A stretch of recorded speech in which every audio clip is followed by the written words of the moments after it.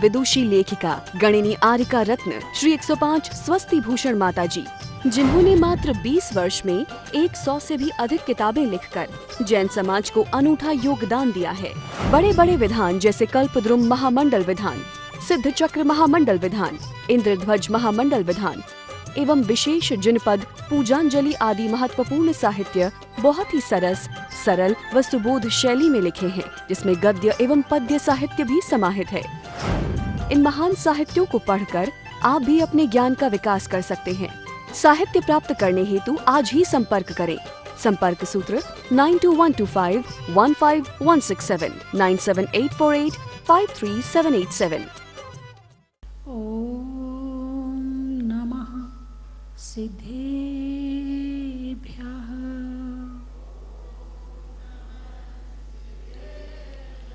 ओम नमः सिद्धेभ्यः।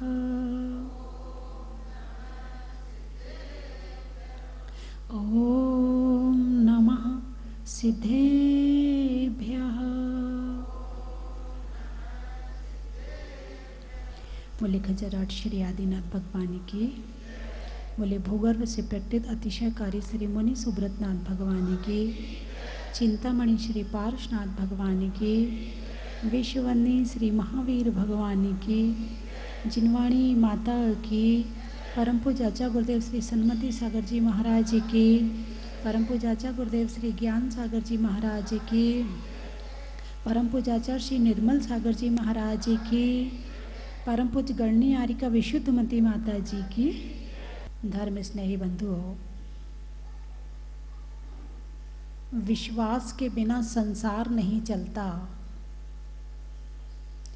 और श्रद्धा भक्ति के बिना धर्म नहीं चलता। विश्वास के बिना, आपस में एक दूसरे पर विश्वास है ना, तभी तो अपनी सारी चीज़ सौंप के चले जाते हो। घर में पत्नी है, पुरुष दुकान चला गया, दिन भर कोई चिंता नहीं घर की। क्यों भाई, क्यों चिंता नहीं है घर में, घर की?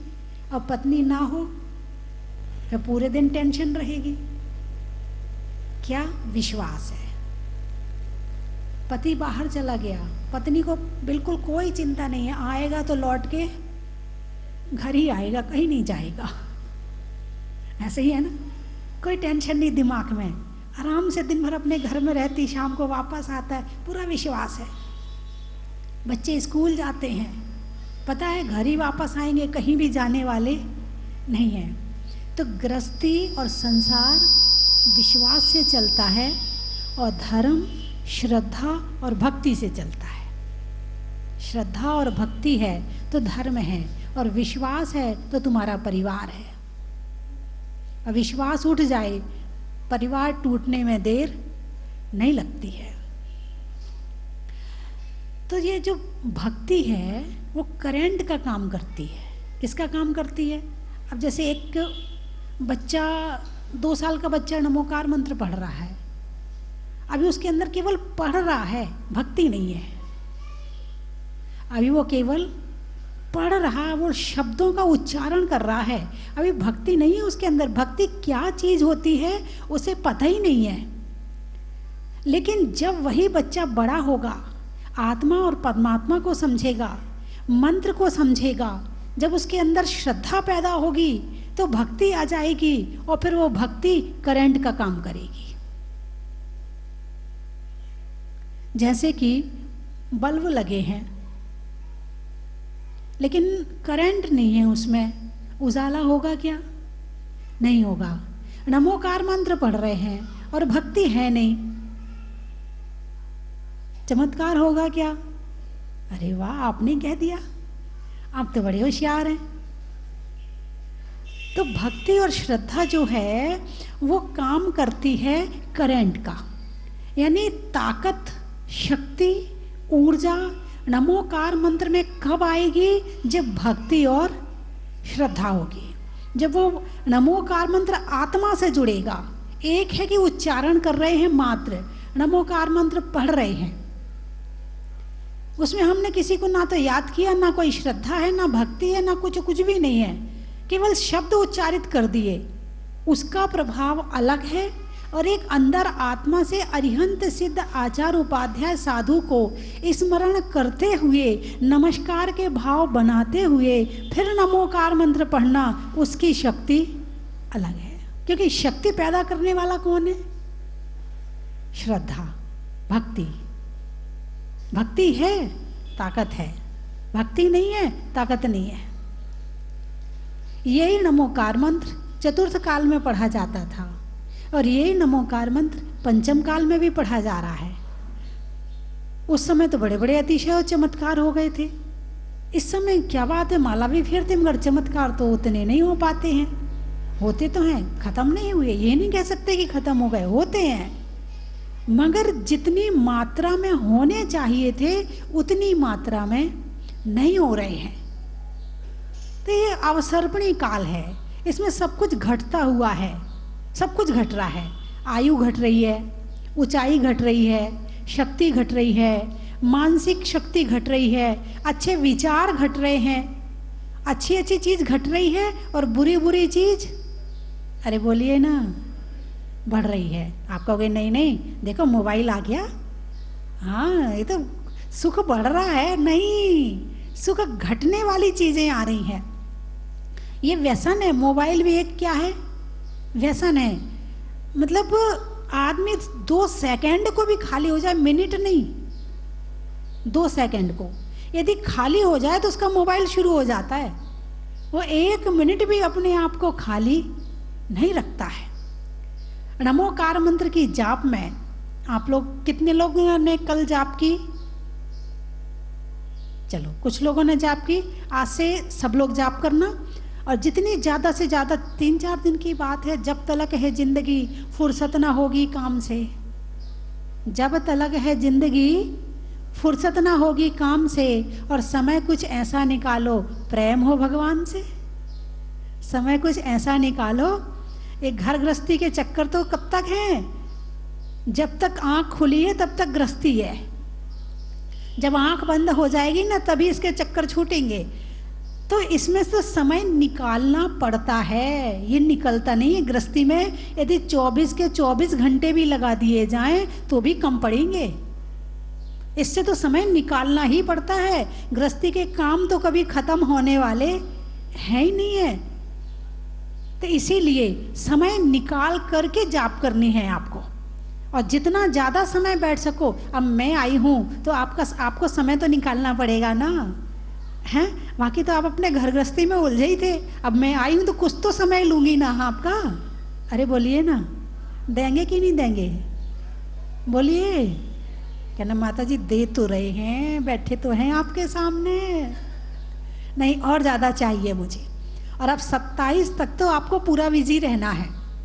अभी जाप चल रही है, फिर जाप के बाद में 25 को हवन होगा नमोकार मंत्र का, फिर 26 को महावीर विधान होगा, फिर 27 को है ही कार्यक्रम 108 कलशों से भगवान का अभिषेक होगा।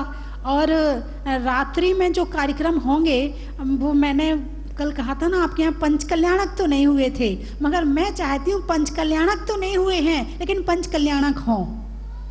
तो इन 3 दिनों में पंच कल्याणक इस मंदिर में भले वो वाले नहीं होंगे, लेकिन एक नाटिका रूप में पंच कल्याणक की प्रस्तुति की जाएगी।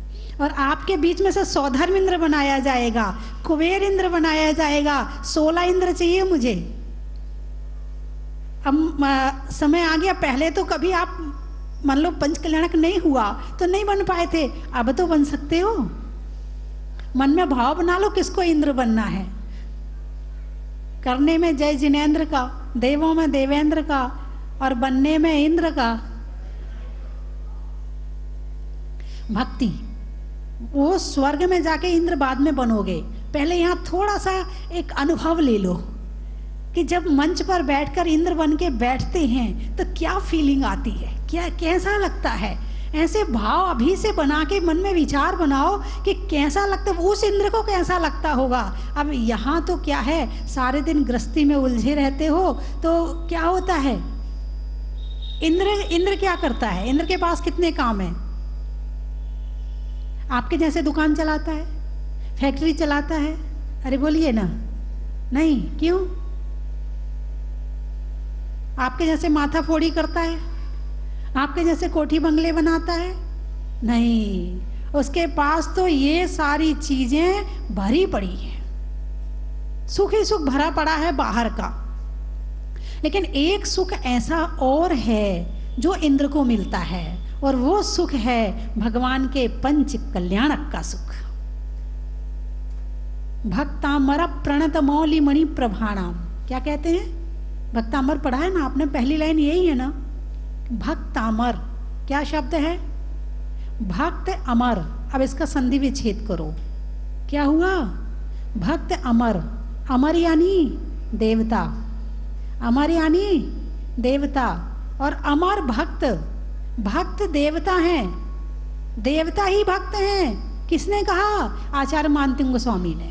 भक्त नर शब्द प्रयोग नहीं किया है, भक्त नर शब्द प्रयोग नहीं किया, भक्त अमर शब्द प्रयोग किया। भाई कारण क्या है? आचार्य मानसिंह स्वामी स्वयं मनुष्य थे, और जब भक्ति का नंबर आया तो देवताओं का नाम बोल दिया। इसमें मनुष्यों का नाम क्यों नहीं लिया है? क्योंकि इसलिए कि जितनी भक्ति देवता कर सकते हैं, इतनी भक्ति मनुष्य नहीं कर सकता है। 15 महीने तक रत्न कौन बरसाता है? अरे बोलिए ना, देवता बरसाते हैं। यदि मान लो आपको इतने रत्न जितने बरसे थे, जितने बरसे थे उतने रत्न आपको दिए जाएं, और आपसे कहा जाए कि आपको बरसाना है, तो आप उन रत्नों का क्या करेंगे? अरे बोलिए ना, हैं? वो रत्न तो रख लेंगे और नकली वाले ले आएंगे, थोड़े बहुत ये भी मिला लेंगे। ऐसे करोगे ना, गारंटी से ऐसा करोगे, एक भी नहीं होगा जो उसमें ये मनुष्यों की भक्ति है। और देवताओं की भक्ति दिल खोल के पूरा खजाना खोल देते हैं, और 3-3 टाइम रत्नों की वृष्टि करते हैं। भगवान की जन्म कल्याण कौन मनाता है? अरे बोलिए ना, आपको मनाने का मौका मिलता है क्या? नहीं मिलता है। कौन मनाता है? कौन ले जाता है भगवान को पांडुक शिला पर? सौधर्मिंद्र ले जाता है, 7 प्रकार की सेना लेकर आता है, वहां भगवान का 1008 कलशों से अभिषेक करता है। जल कहां से आता है? क्षीर सागर से आता है। 2.5 दीप का जल नहीं है। कहां का जल है? 2.5 दीप से बाहर क्षीर सागर का जल है। और आपके यहाँ पर यदि साधु आए और पता चले कुआं का पानी ले रहे हैं और कुआं थोड़ी दूर पे है, बताइए चौका लगाओगे? अरे पानी लेने कौन जाएगा? ये है मनुष्य की भक्ति, और वो है देवताओं की भक्ति कि क्षीर सागर का जल लाकर भगवान का अभिषेक करते हैं। जब भगवान छोटे होते हैं तो देवता गुड्डा गुड़िया बन जाते हैं, खिलौना बन जाते हैं, खुद छोटे छोटे गुड्डा गुड़िया बन जाते हैं, और भगवान पर उनसे खेलते हैं। किसी मनुष्य से कहा जाए भाई छोटा बन जा, अच्छा है, भगवान तो अपने घर के हैं, हम काय कुछ खिलौना बने उनके लिए? हम कोई खेलने की चीज है क्या? तुमने कुछ करने वाले। अभिमान अधिक है मनुष्य में। क्या है? अभिमान की मात्रा बहुत अधिक है। वो नहीं बनने वाला खेल खिलौना। देवता खेल खिलौना बन के भगवान उनसे खेलते हैं। स्वर्ग से भोजन आता है, स्वर्ग से वस्त्र आते हैं, यानी भगवान की जितनी भक्ति देवता कर सकते हैं उतनी मनुष्य नहीं कर सकता है। लेकिन पंचम काल में जब मंदिर का निर्माण होता है और भगवान की मूर्ति के पंच कल्याणक होते हैं, अब यहाँ देवता तो आने वाले हैं नहीं। जब साक्षात भगवान होते हैं तो साक्षात देवता आते हैं। अब यहाँ पर देवता तो आ नहीं रहे हैं, फिर पंच कल्याणक कैसे हो प्रतिमा के? तो फिर तुमसे पंच कल्याणक नहीं कराए जाते। देखो मनुष्य के यहाँ भक्ति के मामले में गिरावट। तुमसे पंच कल्याणक नहीं कराए जाते, तुम्हारे ऊपर सौधर्मिंद्र की स्थापना करी जाती है, ईशान इंद्र की स्थापना करी जाती है, सानत कुमार महेंद्र इंद्र तुम्हें बनाया जाता है, उसके बाद तुमसे पंच कल्याणक कराए जाते हैं। बात समझ में आई कि नहीं आई? यदि भगवान की सच्ची भक्ति करना चाहते हो तो एक बार इंद्र बन करके देखो कि कैसा लगता है इंद्र बनने के बाद में, और कैसे भाव उमड़ते हैं। जिन्होंने पंच कल्याणक किए हैं उनसे मैंने पूछा कि जिस समय आपको पंच कल्याणक में इंद्र बने थे तो आपको कैसा लग रहा था? तो बिल्कुल उनके यही भाव थे कि ये लग रहा था कि अब हम धरती के मनुष्य नहीं देवता ही हैं, ऐसा महसूस हो रहा था। जब मन में दुख पैदा होता है तो आंख में क्या आते हैं? आंसू। यानी दुख कहाँ पैदा हुआ? आत्मा में। दुख कहाँ पैदा हुआ? आत्मा में। आंसू कहाँ आए? आंख में। आंसू आए आंख में। आंख पुद्गल है, आंख पुद्गल है, आंसू पुद्गल है, भाव जीव के हैं। बात समझ में आई कि नहीं आई? यानी मन में दुख पैदा हुआ तो आंख में आंसू आए, मन में क्रोध पैदा हुआ तो आंख में खून आया। आंख लाल हो जाती ना? अरे बोलिए ना, जब ज़्यादा गुस्सा करो तो आंखें लाल होती नहीं होती हैं? यदि दुख आया तो आंसू आए, क्रोध आया तो आंखों में खून आया। ये शरीर रिएक्ट कर रहा है, भाव का प्रभाव शरीर पर दिख रहा है, ठीक है ना? ऐसे ही शरीर में आप क्रोध का प्रभाव देखा, आपने दुख का प्रभाव देखा। कुछ चीजें ऐसी होती हैं दिखती नहीं हैं मगर होता है। आप टेंशन करते हो, क्या टेंशन का प्रभाव शरीर पर नहीं पड़ता? अरे बोलिए ना, सिर में दर्द होता है, अरे आज तो बहुत टेंशन हो रही है, बहुत सिर दुख रहा है मेरा, ऐसा कहते नहीं कहते हो हैं? अच्छा, टेंशन होती है तो ज़्यादा टेंशन कर ली जाए तो डिप्रेशन हो जाता है। भाव का प्रभाव शरीर पे पड़ा कि नहीं पड़ा? दिमाग की नसें खराब हुई कि नहीं हुई? अच्छा, जब आप शुगर की बीमारी हो जाए और शुगर बढ़ रही हो, डॉक्टर के पास जाओ तो डॉक्टर क्या पूछता? टेंशन करते हो क्या? ये शुगर किससे बढ़ रही है? टेंशन से बढ़ रही है। बीपी किससे बढ़ता है? अरे वाह, आप तो बड़ी समझदार है, एक्सपीरियंस है क्या? यानी हमारे भावों का प्रभाव शरीर पर पड़ता है। मेरा कहने का अभिप्राय ये है, यदि अच्छे भाव करते हैं तो अच्छा प्रभाव पड़ता है शरीर के ऊपर, और बुरे भाव करते हैं तो शरीर पर बुरा प्रभाव पड़ता है। ठीक है, ये बात तो आप समझ गए ना? क्लियर है ये बात? मान ली आपने ये बात? ठीक है। ईर्ष्या करेंगे तो भी उस तरह के प्रभाव पड़ते हैं। अधिक ईर्ष्या करने वालों का मुंह भी देखना जला जला सा हो जाता है। हैं, इसी तरह से चाहे ईर्ष्या का हो चाहे किसी तरह का हो, ये शरीर पर प्रभाव तो भाव का पड़ना ही पड़ना है। लेकिन जब आप भक्ति करते हो, जब आप ध्यान से माला फेरते हो, जब आप प्रवचन सुनते हो, जब आप स्वाध्याय करते हो, जब आप भगवान का अभिषेक करते हो, उस समय शरीर में जो प्रक्रिया होती है, यानी जब बुरे भाव करते हैं तो शरीर में जहर पैदा होता है, और जब अच्छे भाव करते हैं तो शरीर में अमृत पैदा होता है। बात समझ में आई कि नहीं आई? आप यहाँ बैठे हो, आपका मन शांत है कि नहीं है? शांत है कि नहीं है?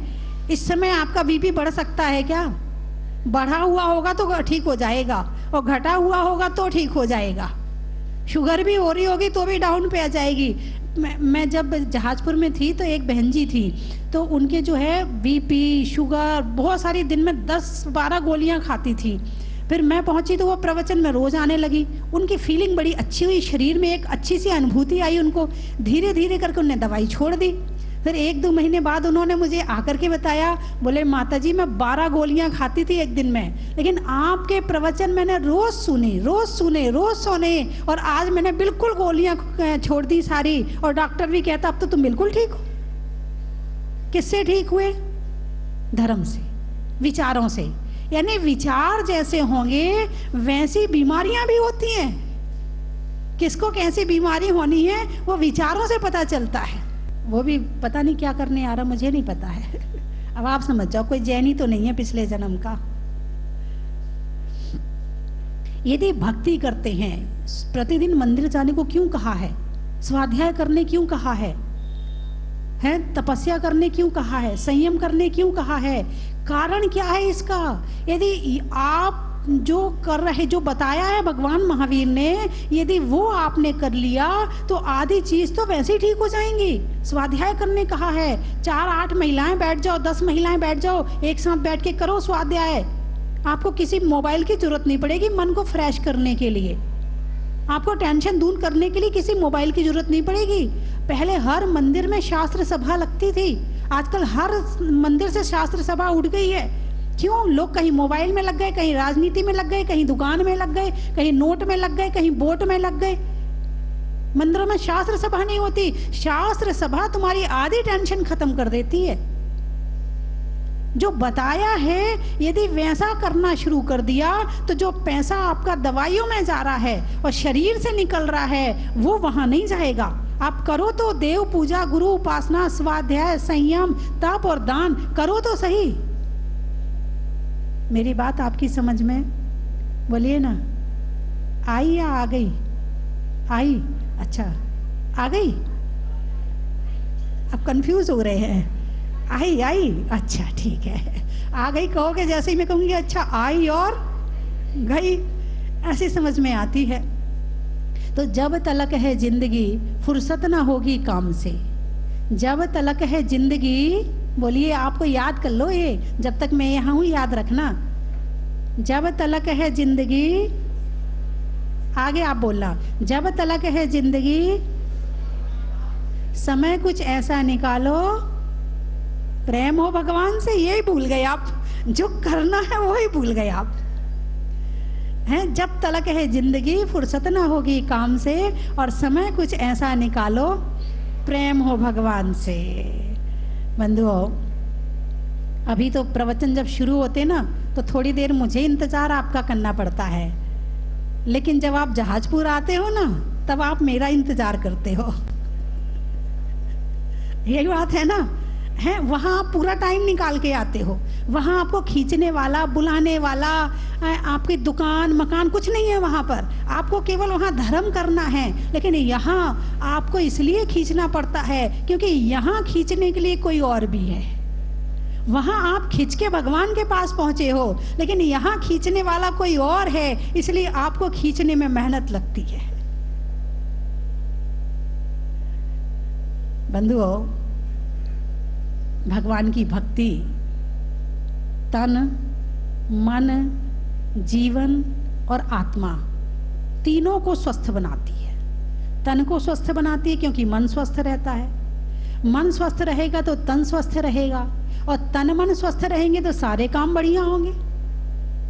और जिस घर के तन और मन स्वस्थ नहीं रहेगा वहां पर काम बढ़िया शांति रहने वाली नहीं है। और सारे काम किसके लिए करते हो? शांति के लिए। सारी जिंदगी शांति के लिए मेहनत करी और वो ही नहीं मिली, बाकी सब कुछ मिल गया। भाई दुकान क्यों जाते हो? धन रहेगा तो शांति रहेगी। परिवार क्यों बसाते हो? परिवार रहेगा तो शांति रहेगी। मिली? अरे बोलिए ना, मिली क्या शांति? नहीं मिली। ओहो, अब नहीं मिली ना, अब उस जगह को छोड़कर दूसरी जगह खोजना शुरू कर दो। इतने तो समझदार हो कि भाई इस जमीन में पानी नहीं निकल रहा, 4 बार 5 बार बोर लगा लिया, पानी नहीं निकल रहा है, चलो कहीं और लगाते हैं बोर को। ऐसे ही करते कि नहीं करते? अब घर में शांति बहुत ढूंढ के देख ली, नहीं मिली, चलो अब नमोकार मंत्र की जाप करो, थोड़ी बहुत तो मिलेगी। बात समझ में आई कि नहीं आई? बिजली में तार का, शास्त्र में समय सार का, मंत्रों में नमोकार का, नदी में नाव का, मनुष्य के प्रभाव का और मनुष्य के अच्छे अच्छे भाव का, टेलर में नाप का, गर्मी में ताप का और करने में नमोकार मंत्र की जाप का, कर्म के हरने का, त्याग के वरने का और जाप को ज्यादा देर जितना टाइम मिले उतना करने का। हिंदी में मात्रा का, स्कूल में छात्रा का, आपकी जहाजपुर की यात्रा का, नहीं आपकी घर से मंदिर तक की यात्रा का। और जहाजपुर तो बाद में जाओगे ना, अभी तो यहीं आना है आपको। बीज में बोने का, कमरे में कोने का और आपके यहाँ पंचकल्याणक होने का, अनाज में दाने का, इनाम में पाने का और आपके इस 25 वर्ष पूर्ण होने पर उत्सव मनाने का। पंचकल्याण, निधियों में माणवक का, विद्वानों में चाणक का और होने में पंचकल्याणक का। बड़ाई में बुनाई में बुनने का, चावल में चुनने का और पंचकल्याणक में इंद्राणी बनने का। बोलिए 24 भगवान की। इस जीव का यदि उत्पत्ति स्थान कहीं है तो निगोद स्थान है। इसकी यात्रा यदि कहीं से प्रारंभ होती है तो निगोध से प्रारंभ होती है। नित्य निगोध और इतर निगोध, इस प्रकार से निगोध के दो भेद किए। नित्य निगोध जहाँ से आज तक इस जीव ने कभी उस त्रस पर्याय को प्राप्त नहीं किया, अनादिकाल से उस निगोध स्थान में ही जिसका निवास है, जिसे नित्य निगोध कहते हैं। और निगोध से निकलकर त्रस पर्याय को प्राप्त करके पुनः निगोध में चला जाना, उसे कहते हैं इतर निगोध। तो इस जीव को उस निगोध से निकलने के पश्चात इस त्रस पर्याय में रहने के लिए कुछ अधिक 2000 सागर की अवधि प्राप्त होती है। इस अवधि के अंतर्गत यदि यह जीव अपना कल्याण कर लेता है, यानी अपने इस रत्नत्रय को प्राप्त करके उस शाश्वत सुख को प्राप्त कर लेता है, तो है निर्वाण को प्राप्त हो जाता है, जहां से पुनः कभी इस संसार में आना नहीं पड़ता, पुनः कभी जन्म और मृत्यु के उस श्रृंखलाओं को देखना नहीं पड़ता, जहां पर जाने के बाद फिर कभी रात और दिन के उस पाटों को उसे नहीं चलाना पड़ता। परंतु जब तक वह निगोध से निकलता है, निगोध से निकलने के पश्चात सबसे पहले से स्थावर पर्याय की प्राप्ति होती है।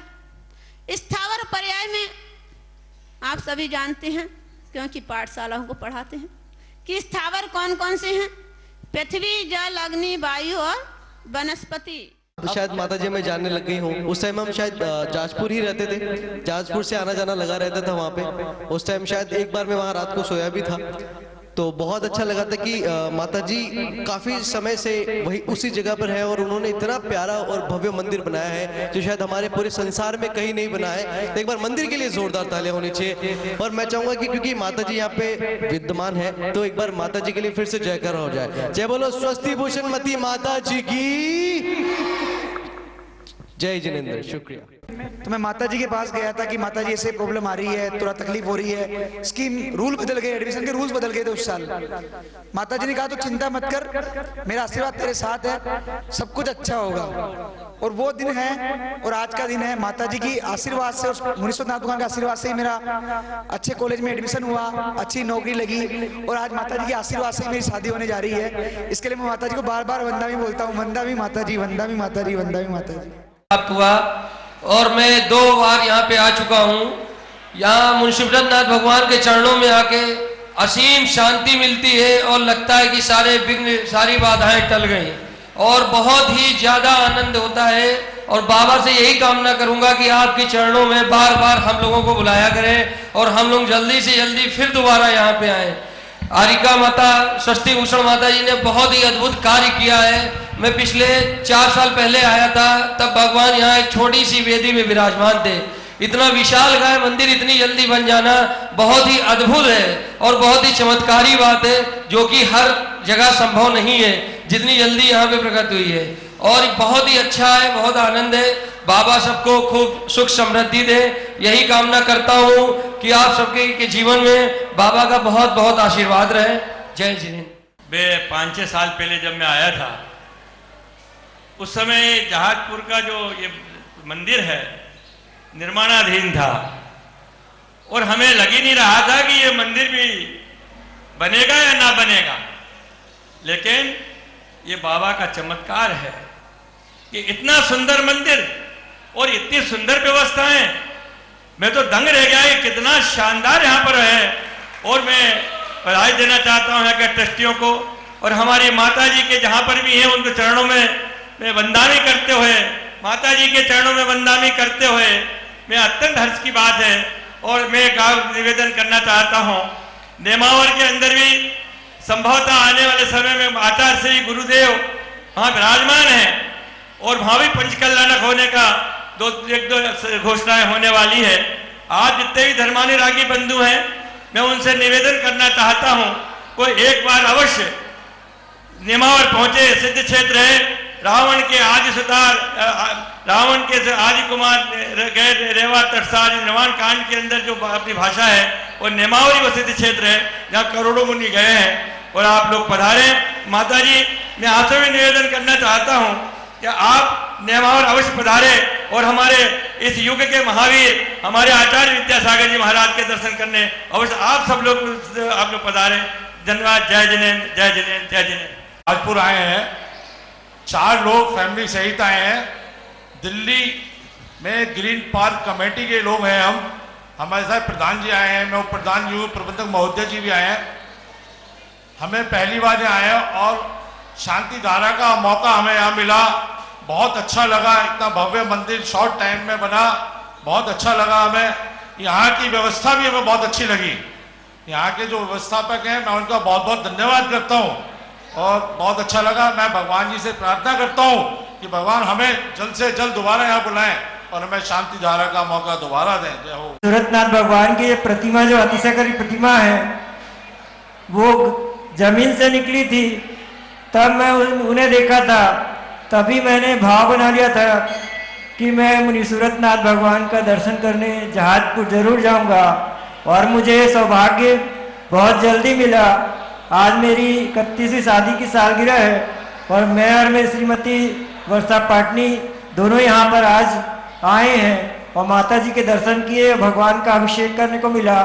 दोनों लाभ मुझे मिला और आज अष्टमी का दिन और महापर्व के दिन मुझे ये सौभाग्य प्राप्त हुआ। मैं भगवान का बहुत धन्यवाद करता हूँ और माता जी को नमस्ते। इस पवित्र और महान भव्य मंदिर के लिए जो भी कहूं वो कम है। और पूजनी माता जी ने जिस प्रकार से व्यवस्थित और अपना एक अलग अनूठा जो संग्रह करवाया है और मार्गदर्शन दिखाया है, वो जितना भी कहें वो सब कम है। मैं यही भावना भाता हूं कि यह मंदिर दिन प्रतिदिन उन्नति के द्वार पर पहुंचे। माता जी को बंदामी। टीवी पे प्रक्षाल देखा करते थे और यही सोचते थे कि कभी भगवान हमें जरूर दर्शन देंगे। जितना ये मंदिर भव्य टीवी में दिखता है उससे भी ज़्यादा विशाल मंदिर ये है और यहाँ की सभी व्यवस्थाएं बहुत अच्छी हैं।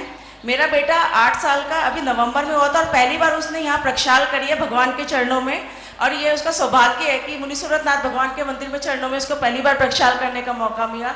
भगवान की हम पे असीम कृपा है।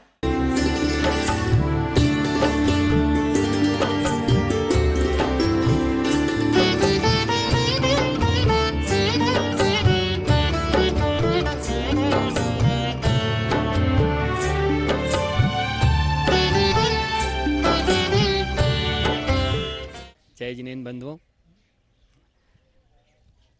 बहुत दिनों के लंबे इंतजार के बाद और जहाज मंदिर में अतिशयकारी मुनि सूरतनाथ भगवान के विराजमान होने के बाद में आने वाली 13 मार्च 2021 को पहली शनि अमावस्या पर भूगर्भ से प्रकटित शनिग्रह निवारक मुनि सूरतनाथ भगवान के मस्तक पर 1008 कलशों से महामस्तकाभिषेक होगा।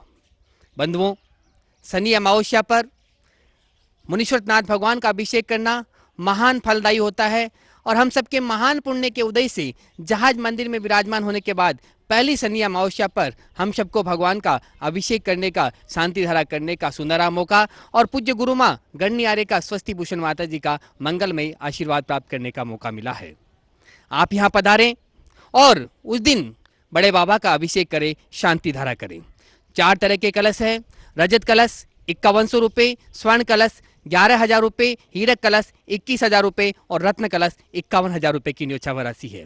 बंधु, मैं तो चाहता हूं आप यहां पधारे और स्वयं बड़े बाबा का अभिषेक करें, शांति धारा करें। लेकिन यदि आप नहीं आ सकते हैं तो भी आप अपने नाम से यहां पर कलश आरक्षित करवा सकते हैं। आपके नाम से अभिषेक शांति धारा यहां पर होगी। उसी दिन दोपहर में 1 बजे से राष्ट्रीय युवा सेमिनार यहाँ पर होगा। एक यूथ सेमिनार होगा जिसमें 18 वर्ष से 45 वर्ष के युवक और युवतियां सब उसमें भाग ले सकते हैं। आप सभी इन कार्यक्रमों में सादर आमंत्रित है। साथ ही 10 मार्च 2021 को भगवान का जहाज मंदिर में विराजमान होने के बाद पहला निर्वाण कल्याणक महोत्सव यहाँ मनाया जाएगा और सन 21 में 20 किलो का निर्वाण लड्डू 20वें तीर्थंकर मुनीश्वरनाथ भगवान के समक्ष अर्पित किया जाएगा, पूरे भावों के साथ में, भक्ति के साथ में और पूज्य गुरु माँ के पावन सानिध्य में।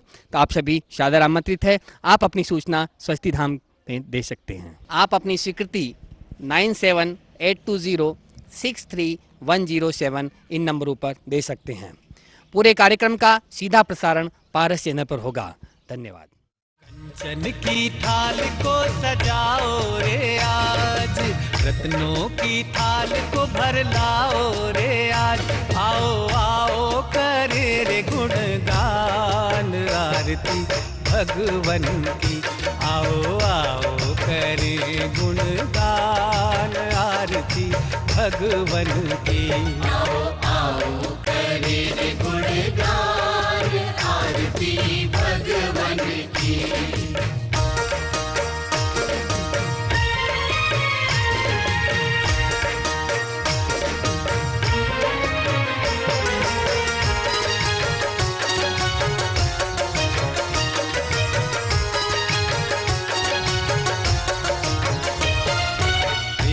सुमित्र के राज दुलारे, माँ पद्मा जी के नैनों के तारे।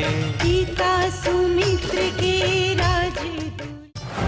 परम विदुषी लेखिका गणिनी आरिका रत्न श्री 105 स्वस्ति भूषण माताजी, जिन्होंने मात्र 20 वर्ष में 100 से भी अधिक किताबें लिखकर जैन समाज को अनूठा योगदान दिया है।